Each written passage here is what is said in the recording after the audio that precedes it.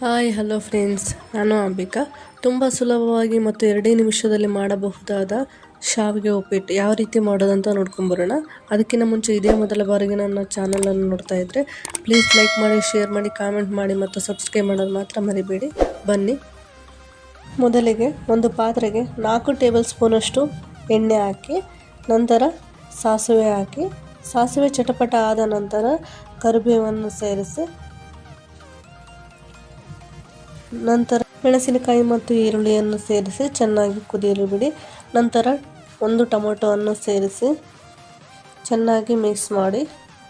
ನಾನು 1.5 ಕಪ್ಪಷ್ಟು ಶಾವಿಗೆ ತಗೊಂಡಿದ್ದೀನಿ, ಹಂಗಾಗಿ ನೀರನ್ನು ಸಹ 1.5 ಕಪ್ಪಷ್ಟು ಹಾಕಬೇಕು.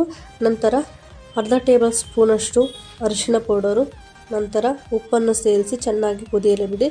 ನೋಡಿ, ಈ ಥರ ಕುದಿ ಬಂದ ನಂತರ ಚೆನ್ನಾಗಿ ಫ್ರೈ ಮಾಡಿದ ಶಾವಿಗೆಯನ್ನು ಸೇರಿಸಿ ಚೆನ್ನಾಗಿ ಮಿಕ್ಸ್ ಮಾಡಿ.